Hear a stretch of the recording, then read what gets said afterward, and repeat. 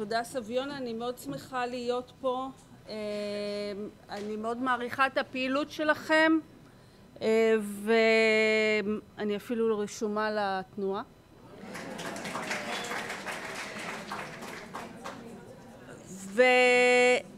והדברים שאני...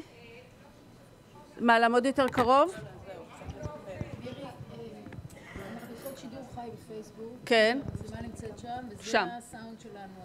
סבבה, אז אני אעמוד קרוב. טוב. אז כשבאתי לחשוב מה אני רוצה לדבר איתכם, חשבתי גם בעצם על העמדה המשונה שלי, והיא שאני רשומה לתנועה ולא הייתי אף פעם בפעילות שלכם. וכנראה אני לא היחידה, אני מתנצלת, מאוד לא נעים לי להודות בזה, אבל ניסיתי לחשוב על הדבר הזה. בדרך כלל אני לא בעמדה הזאת. אם אני רשומה, יש לי איזושהי מחויבות, לא תמיד אני פעילה. וכמו שסביונה הזכירה, המחקר שלי קשור לפעילות של שינוי חברתי בכלל, ושל שינוי בהקשר של שלום מכמה זוויות.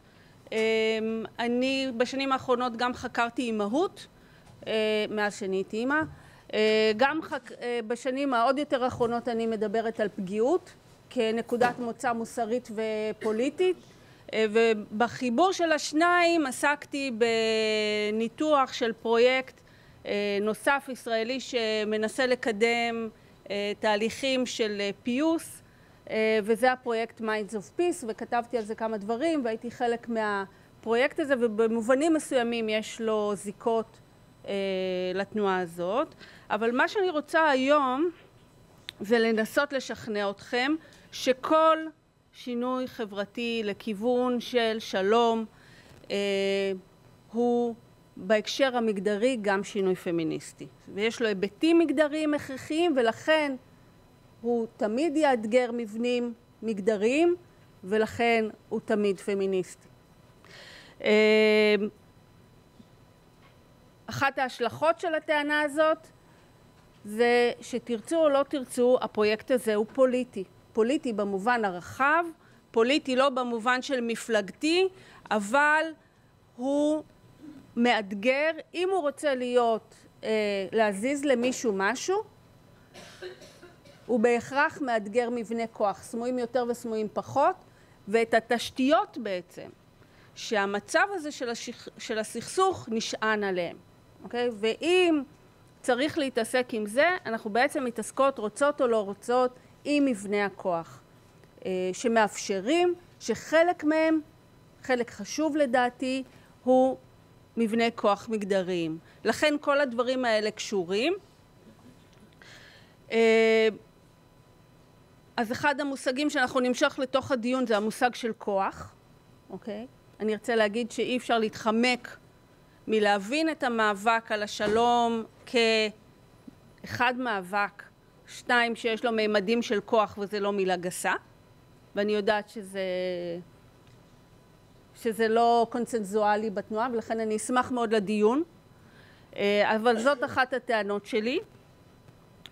והדבר הנוסף שמתאתגר במהלך הזה, ובעיניי בהכרח, זה העמדה של הנשים הנחמדות. וכאן הקלישאה שאומרת נשים נחמדות לא עושות שינוי, אני מאוד מאמינה בה. אוקיי?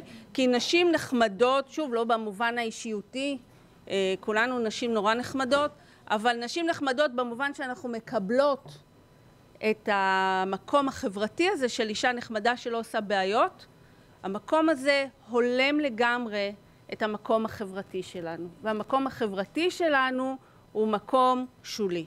וזה כבר עניין אובייקטיבי. אוקיי, זה עניין של נתונים, שאני בטוחה שדפנה התייחסה לכמה היבטים כאלה. במובן הזה, אז נשים נחמדות זה נשים שהולכות עם הסדר. אז אני אנסה עכשיו לפרוס קצת את המהלך הזה, ואחרי זה נוכל לדבר עליו. אז אני רוצה להתחיל דווקא מנקודת המוצא של ההחלטה של האו"ם, שסביבה בעצם הארגון הזה נבנה ופועל. הקריאה לשלב או החלטה לשלב נשים בתהליכי במשא ומתן, הרציונל של ההחלטה הזאת לא היה רק שוויון, כן? כמו שאנחנו רוצים שוויון בשוק העבודה, שוויון בייצוג. זה לא לשון ההחלטה היא לא כזאת הרי, ואתם יודעות את זה. לשון ההחלטה מגלם מחשבה שקשורה למה שדפנה דיברה על העמדה של נשים כמטפלות, כן? כקשורות למימד של הקר והדאגה, שהוא חלק בלתי נפרד מהחיים האנושיים, והוא חלק קריטי בחיים בסכסוך. כן? בסכסוך אלים יש נפגעים, יש כל מיני נפגעים, יש נפגעים שמעורבים בקרב, בכל מיני פגיעות, יש את המעגל של הפגיעה של המשפחות, יש קהילות שלמות שנפגעות, יש קהילות שלמות שמתפרקות, ככל שהסכסוך הוא עיקש יותר רב שנים, יש לנו קהילות יותר ויותר רחבות שניזוקות מנזקים נפשיים וגופניים וכלכליים ותרבותיים ומה לא, אוקיי?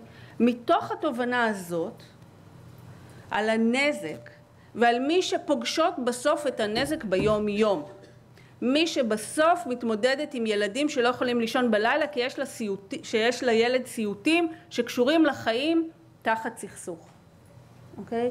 או מי שמטפלת בפגועי טראומה, בין אם נפגעי הלם קרב או צורות אחרות של טראומה, מי שכמובן סועדת פצועים, מי שמתמודדת עם שכול ועם שכול של אנשים אחרים. בסופו של דבר, מי שעושות את העבודה הזאת במידה רבה הם נשים בתפקידים המשפחתיים שלהם, בתפקידים המקצועיים שלהם. וההחלטה של האו"ם בעצם מנסה לגלם את התובנה הזאת, שכאשר את חיה במציאות שבה את משלמת את המחירים היומיומיים של סכסוך, יש לך פרספקטיבה ייחודית על הסכסוך הזה, ויש לך טענה ייחודית על הסכסוך הזה. אז הייצוג של נשים בטקסט הזה ובתפיסות פמיניסטיות רבות הוא לא שנשים מטבען הן רחמניות יותר גדולות או רגשיות יותר וכן הלאה, אלא שהעמדה שלהם בסכסוכים כאלה שהם פחות בקרב עצמו, כן? פחות נשלחות להילחם בצורה זו או אחרת, כן? אבל הם בהחלט אלה שמחזיקות את התשתית של היום יום. הן מגדלות הילדים שילכו אחרי זה להילחם, נכון? הן משחררות אותם, הן גאות בהם שהם עומדים במסדר הזה או הזה, נכון? הן כאמור מקבלות בהכנעה את התפקיד החברתי הזה של לתמוך גם במחירים של סכסוך, ולכן יש להם פרספקטיבה נוספת. הן רואות את התשתיות שמאפשרות את הדבר הזה, ולכן הן רואות מה שגנרלים לא רואים. נכון, הגנרלים רואים דברים מסוימים, יש להם שיקולים אחרים, יש להם צורות מחשבה שהתפתחו בשביל להיות גנרלי. נשים יש להם צורות מחשבה וצורות פעילות ומציאות שמאפשרות להם להתמודד עם המחירים היומיומיים, ולכן הן צריכות להיות לשולחן המשא ומתן. אז המיקום החברתי וחלוקת התפקידים המגדרית היא זו שגורמת לנשים שיהיה להם קליים, שיהיה להם טענה ייחודית לשולחן המשא ומתן. זה מה שהופך בעצם, גם לפי לשון ההחלטה, אבל גם לפי תפיסות פמיניסטיות שתכף אני אדבר עליהן קצת, מה שהופך אצלם לפרספקטיבה על מציאות חברתית שקשה להסביר אותה ממקומות אחרים. אחד המהלכים שעשו עם התובנה הזאת וניסו לתת לה תוקף חברתי, זה המהלכים של תיאורטיקנית שאני מאוד מעריכה, שנקראת שרה רדיק. שרה רדיק, אני אדבר עליה כמה דקות עכשיו, חושפת מאוד יפה את הקשר בין יחסי כוח מגדריים לשימור של תפיסות מסוימות אודות מה זה סכסוך, למה הוא נורא חשוב וגם איך פותרים אותו. דרך הקישור הזה אני בעצם ארצה אחרי זה להתחבר גם למקרה הישראלי. רדיק, שרה רדיק שמה,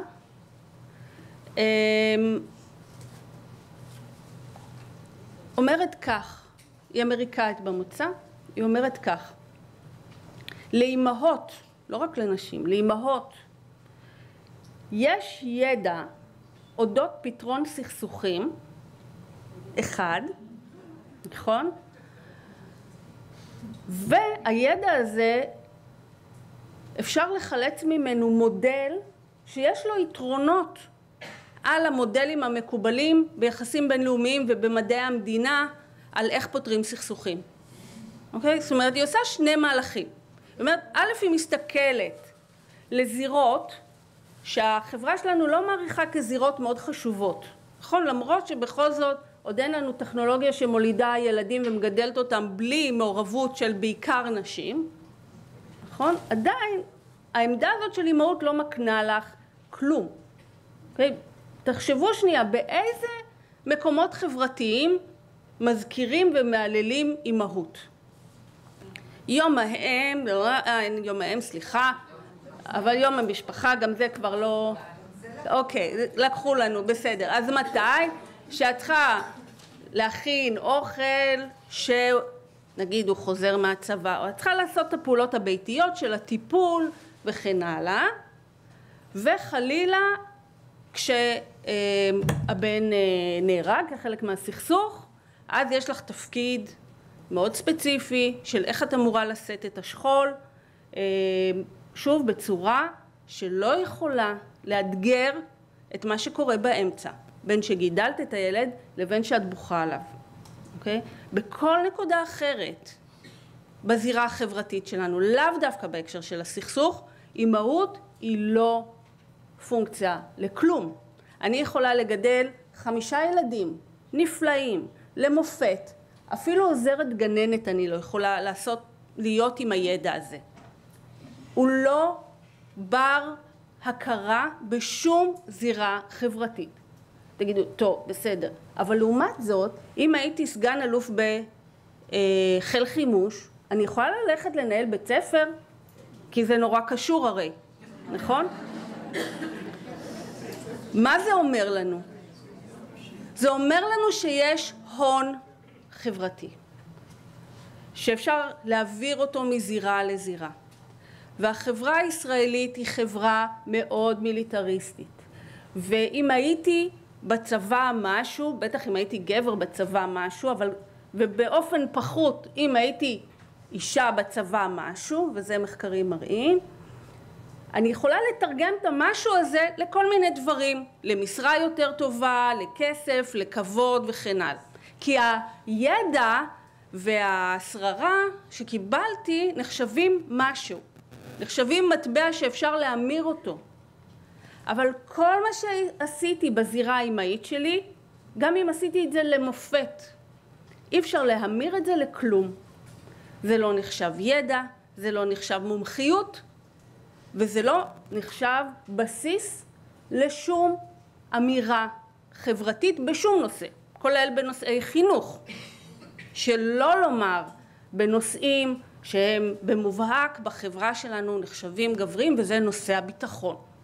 כן? ואנחנו רואים את זה באופן מובהק, כל פעם שיש החמרה במצב הביטחוני, נשים נעלמות ממסך הטלוויזיה, ובאים האנשים שחשוב לנו לשמוע מהם שהם גברים. נכון? וזה מדהים, תעקבו על חדשות ותוכניות אקטואליה, כל פעם שיש איזה, לא שככה יש שוויון, בואו נרגע, אבל אם מדי פעם יש איזה אישה מומחית, משהו, קצת לחץ על העניין הביטחוני, והופ הם נעלמות, ובא איזה בדימוס, מדברים את השפה שאנחנו כחברה, וגם צורות הידע שמנסות לתת כלים למשא ומתן לשינוי חברתי, צורות הידע שמוערכות כמשהו רציני, שבחברה שלנו כל דבר שצומח ממודלים צבאיים, ובעצם תסתכלו, אין היום במדינת ישראל בכלל אפילו לא במפר קטן במעבר בין צבא לפוליטיקה, אז אין שום סיבה לחשוב שצורת המחשבה שמתפתחת ב-30 שנה, 35 שנה שירות צבאי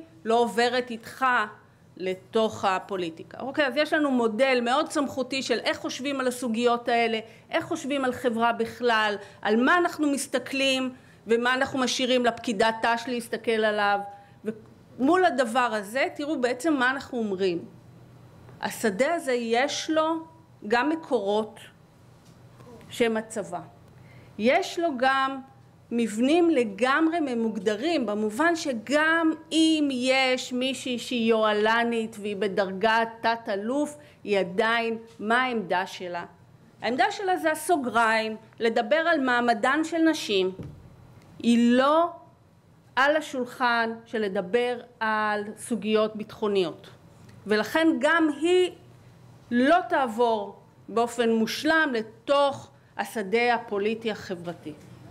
ואנחנו רואים פוליטיקאיות מעטות, גם כאלה עם כל מיני רקעים ביטחוניים, שלא מצליחות לעשות את זה. כי גם כשאישה עושה את זה, השיח הוא עדיין גברי, ואז כשאישה מנסה לדבר ביטחון, היא יוצאת, היא גם אגרסיבית, והיא גם קצת לא נעימה, נכון? בקיצור, הקריירה שלה לא משהו. ואחר כך היא עוברת להיות שרת התרבות. נכון, נכון. היא הופכת להיות שרת התרבות, נכון, כי זה בכל זאת. היא חוזרת להיות קצינת ת"ש. יפה. אולי צנזור. מה שאנחנו מסתכלים, מה שאני בעצם מנסה להראות, זה שיחסי הכוחות החברתיים והעובדה שאנחנו גם חברה מאוד מיליטריסטית, כן, מדינת ישראל היא מדינה מאוד מיליטריסטית, מגויסת, ממוקדת בסכסוך, עם צבא שיש לו תפקיד מרכזי מבחינה חברתית, נכון שהוא ערוץ מוביליזציה, כן, שכל מי שעבור היהודים שמתגייסים זה מקפצות לכל מיני מקומות, כל המבנה הזה הוא גם מבנה מגדרי מאוד, אוקיי? ואי אפשר לא לראות את זה כשאנחנו מנתחות את סוגי הידע, את סוגי הידע הרלוונטיים. בעוד העמדה האימהית היא עמדה שלמרות שהיא מאוד חשובה ויש לה גם תפקיד בחברה מיליטריסטית, היא לא עמדה שמאפשרת בכלל כל חברתי רלוונטית, לא נחשב כידע. ועכשיו אני חוזרת לרדיק, ורדיק אומרת, יש פה ידע. זאת טענה אחת שלה. מה זאת אומרת יש ידע? אמהות מתמודדות עם המטרה של השכנת שלום כל הזמן, של פתרון סכסוכים, נכון? כל הזמן. והן מפתחות כל הזמן מודלים שמשתנים, כמו שאנחנו יודעים, מה שעובד בגיל 2 לא עובד בגיל 10. נכון? מה שעובד שיש בן ובת לא עובד כשיש שני בנים. אז יש כל הזמן מודל, בדיקה של המודל בשטח, שכלול שלו ופיתוח שלו. אוקיי? היא ממש מראה איך זה עובד כמו גוף ידע, כמו מדע. לא רק זה, המודלים האלה, אחד מהמטרות שלהם זה לא להיות אלימים. נכון? לא הרבה אמהות חושבות שפתרון מיטבי לשני ילדים רבים זה לבוא ולתת סתירה לכל צד. או לחילופין, הפתרון, תני להם עד שיצא דם, אני לא רוצה לשמוע על זה. כן, הכל הזה, הגישה הזאת לפתרון סכסוכים שאומרת שיהיה דם, אני אקום מהקורסה, יותר, גם יש לו היבטים מגדריים, נקרא לזה ככה. כלומר, אז אומרת רדיק, אמהות מחויבות לפתרון סכסוכים בצורות לא אלימות. אוקיי? זאת כמטרה, כולנו נכשלות. כן? אבל גם כשאנחנו נכשלות אנחנו יודעות. אוקיי? וגם זה חלק מהמודל. את אומרת, אוקיי, איך אני בפעם הבאה עוצרת שנייה לפני שכבר לא אכפת לי ואני מביאה כאפה. נכון? אז את מנסה לשכלל את המודל. עכשיו, אומרת לנו עוד, המודל שהיא מחלצת מהידע האימהי הוא מודל שהיא מראה שהוא טוב יותר מהמודלים המקובלים עדיין בידע על פתרון סכסוכים. אוקיי? למה יותר טוב? אני אזכיר רק כמה מהמימדים שהיא מדברת עליהם. לדוגמה, המודל שאיתו עובדים הרבה צוותים של משא ומתן הוא מודל שאומר משא ומתן הוא ההמשך של המלחמה באמצעים לא אלימים. כלומר, לא הצלחנו להגיע להכרעה, לכן נאלצנו להגיע למשא ומתן. אבל אם היינו יכולים, לא היינו מגיעים הנה, אבל המטרה, וזה כתוב בספרים, כן? זה לא משהו שאני מציעה, המטרה נשארת אותו הדבר. לשלם מינימום, זאת אומרת, לשלם מבחינת מה אני מוותרת בשאיפה שלי להכריע את המצב, כלומר, לקבל את כל מה שאני רוצה, לשלם מינימום, לקבל מקסימום. כלומר, הסחר מחר הזה של הניסיון להשתמש בכל אמצעי שלא יחזיר את האלימות, אבל ישיג מקסימום הכרעה, זה תנאי לגיטימי במשא ומתן, אוקיי? בתפיסות לעומת זאת, אומרת רדיק, הפרויקטים הביתיים האימהיים הרבה פעמים רואים כמטרה פיוס ממשי. בדיוק. איזשהו מצב של ווין ווין, בשביל שמה? בשביל שלא יהיה מרמור, בשביל שלא ברגע הבא, כשהילד הקטן יהיה קצת יותר חזק, ברגע הראשון שהוא יכול הוא יבוא ויחזיר לאח שלו הגדול. אז הניסיון הוא גם לפתרון לא אלים, גם להפסיק את האלימות, גם לייצר משהו יציב שכולל לא פעם חינוך לאמצעים לא אלימים בפתרון סכסוכים. זאת אומרת, אחד מהדברים שהרבה אמהות עושות בצורה ספונטנית, זה ללמד את הילדים כל מיני כלים, לא להגיע ישר למכות. אתה רואה שהוא מעצבן אותך, תלך לחדר, כל מיני המצאות שמנסות לייצב את המצב. כשהן מבינות שחלק מהעניין זה ששני הצדדים ירגישו שהם קיבלו משהו שהוא הוגן, שקיבלו חלק ממה שהם רצו. כלומר, חלק מהפתרון במודל האימהי זה לייצר תפיסה פחות או יותר של מוסר שוויוני. זאת אומרת, לא אתה קיבלת פחות כי אתה קטן ואח שלך יותר חזק. נכון? לא הרבה אמהות אומרות את זה. אומרות, תראה, הוא קיבל ככה, אתה קיבלת משהו אחר. זאת אומרת, מנסות להראות איזושהי הגינות בסיסית ששני הצדדים יסכימו אליה. אז זה בדקה האלטרנטיבה שמציעה רדיק. אבל האלטרנטיבה הזאת, אני רוצה להגיד, היא תלויה בהבנה שזה לא במקרה שהידע הזה שולי ולא נחשב. להכניס חשיבה כזאת זה להגיד, תראו, אנשי מדע המדינה מכובדים, גנרלים מכובדים, הדרך מחשבה שלכם היא לא הדרך היחידה.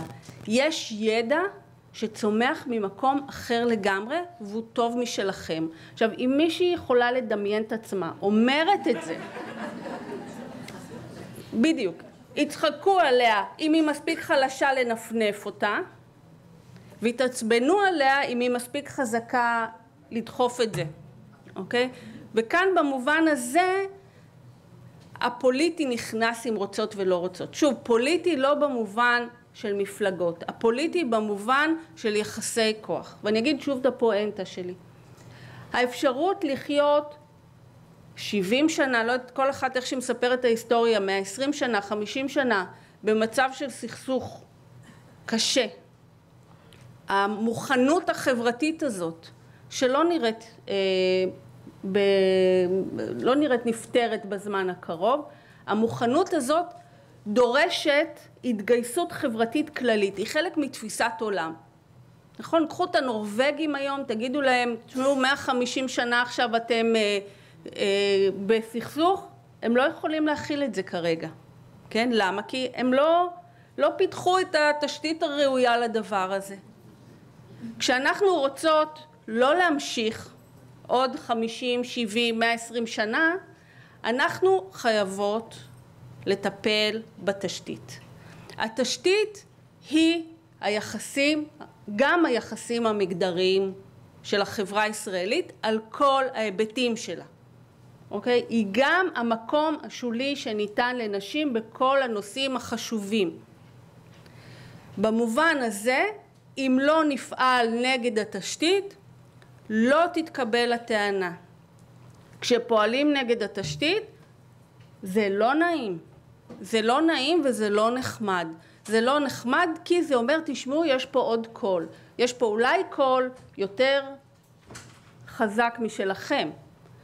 יש פה קול שאולי יעמיד במבחן את הידע העצום שרכשתם בזירות הגבריות שלכם. כלומר, המאבק המגדרי, ואני בכוונה אומרת מאבק, כי יש היבט של מאבק, המאבק המגדרי הוא חלק מהעניין. עכשיו, ופה אני רוצה לעבור שנייה לנושא של כוח. כוח זה לא רק שליטה, כוח זה לא רק אלימות, כוח זה גם השפעה, גם בעולם הטבע. נכון? בשביל להזיז את החפץ הזה הצידה, אני צריכה להפעיל עליו כוח. השפעתי עליו, השפעתי על המצב העניינים. חלק מהחינוך שלנו בתור נשים, זה שאנחנו צריכות לעשות מקום. אנחנו לא צריכות להיות כוחניות, נכון? שזה כללה על נשים, זה לא כזאת כללה על גברים. כשאת אומרת הבוס כוחני, זה לא אומר שהוא לא בוס מעולה. זאת אומרת, על אישה שהיא כוחנית, את ישר לא רוצה לראות אותה. אבל זה לא רק עניין של כוחניות, זה עניין של השפעה. חלק מזה, שיושבות פה נשים שהן בחלקם לא בנות 20, זה אומר גם שהן הגיעו לעמדות השפעה, בין אם זה השפעה במשפחה שלהם, השפעה במקומות העבודה, יש להם ידע. להפעיל את ההשפעה הזאת זה כוח, זה לא כוחנות, זה כוח, אוקיי? התסביך של כוח הוא גם תסביך פמיניסטי דרך אגב, שקל להגיד אנחנו בחוץ, תנו לנו להיכנס, אבל לא מזהות את הרגע שבו יש לי הלכה למעשה כוח להגיד אני בפנים, אוקיי? עכשיו, להגיד אני בפנים זה תעשו מקום, תזוזו קצת הצידה. זה לא אומר לכו מפה, זה לא אומר תשתקו עכשיו, אבל זה אומר גם אני חלק מהשיחה. היום אנחנו במצב נשים בישראל, פלסטיניות ויהודיות, שלא סופרים אותנו. תסתכלו, יש עכשיו עוד פעם בחירות, ואם שכחתם את הבחירות הקודמות, יהיה לנו שידור חוזר, לא סופרים אותנו. אף אחד לא מתחנף לקול הנשי, אף אחד לא מתחנף לקול האימהי, זה לא מחנה, זה לא קול. אף אחד לא חושש שאנחנו לרגע נצביע בתור נשים או אימהות או בנות או משהו. נכון? זה לא קיים. מפחדים שנצביע דרך הקבוצה האתנית שלנו, דרך מידת הדתיות שלנו, לא דרך המגדר שלנו. אוקיי? מה זה אומר? זה אומר שאנחנו לא מזיזות לאף אחד. זה אומר שנחמדות פירושה שאנחנו לא באמת מפריעות. אוקיי? עכשיו אני אגיד עוד משהו, להפריע זה לא נעים. זה לא נעים, זה לא נעים פעם אחת מגדרית, כי אמרו לי אל תפריע, תלמדי להיות נחמדה, אוקיי? וזה לא נעים כי מקבלים חזרה, כן? וכל מי שניסתה להיות לא נחמדה ולדחוף לשינוי מגדרי, יודעת שאת מקבלת חזרה. אבל אולי המשאב הכי חזק, שאנחנו מתחילות לספוג את זה חזרה, זה שיש לנו אחת השנייה. אוקיי? שאנחנו לא משוגעות. כי אחד הדברים שאומרים זה, מה את מתחילה עכשיו להשתגע? מה זה עם האימהות? ואני בטוחה שאתם גם ככה שומעות את זה. מה זה הדבר הזה? הולכות לי עם הלבן באמצע. כאילו, מה יש לכם? תעשו את הדבר שמצפים מכם. אז אני חושבת שכשעושים פוליטיזציה, זה יותר.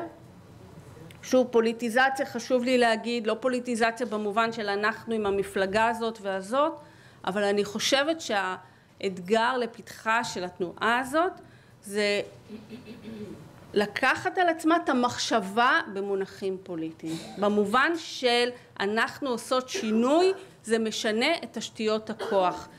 אי אפשר גם לעשות את זה וגם לא לקחת על זה אחריות, ואני מניחה שזה תהליך מאוד יהיה מטלטל עבור התנועה. אבל אני רוצה להגיד, וזה, פה אני אסיים, ואנחנו יהיה לנו מקום לדיון. יחד עם הכאילו קריאה, תהיו חלק מהמשחק, אני רוצה להדגיש ולומר, אני חושבת שהפוטנציאל האדיר של התנועה הזאת, והפוטנציאל בכלל של פוליטיקה של נשים, ואפשר לראות הרבה דוגמאות פוליטיות לזה, שכשנשים או אימהות התגייסו למאבקים פוליטיים, היה להם אפקט מדהים.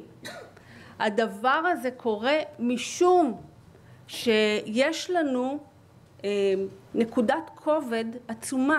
מה שאמרתי בהתחלה על הסיבה שבגללה מראש האו"ם התייחס לנשים כבעלות נקודת מוצא אחרת. העובדה שאנחנו רואות את המציאות ממקום אחר לא בגלל הרחם, בגלל סוג העבודה שאנחנו עושות בעולם הזה.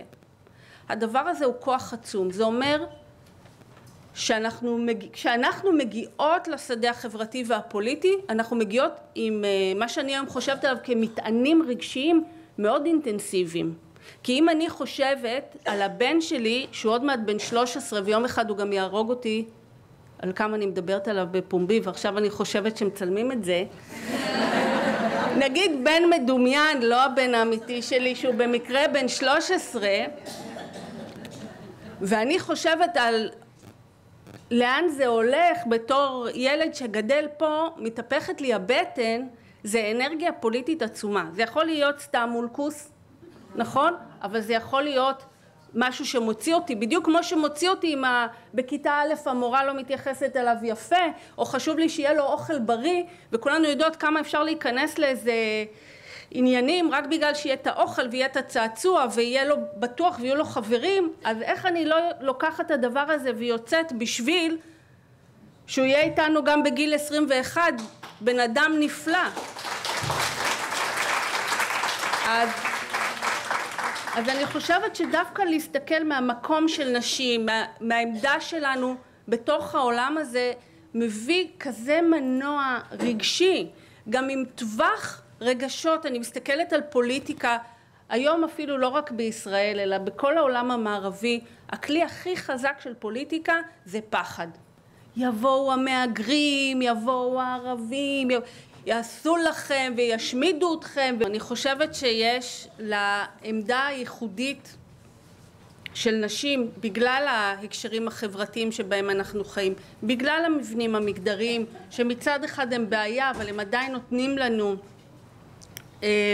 קול מיוחד בזירה החברתית והפוליטית, וזה נובע גם מהאינטנסיביות הרגשית כמו שאמרתי, אבל זה נובע גם מהקשת של מה שאני קוראת רגשות פוליטיים שאנחנו יכולות להביא לתוך השדה, כי באמת היום השדה המערבי מתנהל על פחד, שנאה, והניסיון להיות חסין. כן, העולם משתנה כל כך מהר בכל מיני היבטים, והאדם הסביר מנסה כל הזמן לשמור על הגבולות, לשמור על המסורת, לשמור על העם שלו, וההסתגרות הזאת אנחנו רואים אותה בהקשרים שונים. אבל אני מאוד מאמינה שנשים, בגלל ההיסטוריה שלנו, בגלל התפקידים שלנו, יכולות להביא קשת של רגשות לתוך העולם הפוליטי הרבה יותר רחבה עם סוג אחר של חוסן. לדוגמה, תקווה. כן? שזה רגש פוליטי מאוד חזק. זה דבר אחד לפעול בשדה הפוליטי מפחד, וזה דבר אחר לפעול מתוך תקווה, או מתוך חיפוש של עתיד אחר. שזה דבר שאני חושבת שאני שומעת אותו שוב ושוב מנשים. כן? לפעול למען עתיד אחר. זה רגש פוליטי חזק שמאפשר גם דברים אחרים. זה מאפשר לקחת סיכונים היום. אוקיי? וגם אהבה זה מילה לא גסה בשדה הפוליטי, למרות שבהקשר שלנו זה נשמע מופרך לגמרי. אבל כשמסתכלים אחורה אל ההיסטוריה, רואים שגם בשם אהבה הרבה מהלכים חברתיים ופוליטיים נעשו. אני לא חושבת שצריך לעשות אידיאליזציה של נשים בשביל לעשות פוליטיקה כזאת. אנחנו כולנו יודעות שיש מימדים כוחניים ומכל מיני סוגים, גם בעולמנו, בעולם הנפשי שלנו ובעולם החברתי שלנו. לא צריך אידיאליזציה בשביל להפעיל את זה בשדה החברתי, אלא צריך להעיז להסתכל על המציאות מעיניים מגדריות. כלומר, להגיד מה מייחד את הקול שלנו, מה מייחד את האינטרסים שלנו. הדבר הזה מייצר גם אפשרויות ארגוניות, מאפשר שיח, ואת זה רואים בהרבה מחקרים אמפיריים, ששיח בין נשים שבאות עם מוטיבציות, עם עולם פרטי דומה, ומרשים להם, שוב, להכניס את זה לתוך מרחב ארגוני. הן יכולות לנהל שיח אחר, שיח פחות כוחני, שיח יותר של צוות. אנחנו רואים את זה היום גם בחינוך, שיש שיטות פעולה יותר נוחות לנשים ואחרות שפחות מתאימות להן. אני חושבת שגם ברמה הארגונית וגם ברמה של השיח החברתי בישראל, זה אתגר עצום, זה אתגר שיש לו פוטנציאל באמת לשנות את המשחק, אבל כאן ההסתכלות שהיא גם פוליטית במובן של יחסי כוח, גם בזירה המגדרית וגם בזירות אחרות, לדעתי הוא הכרחי. אז תודה.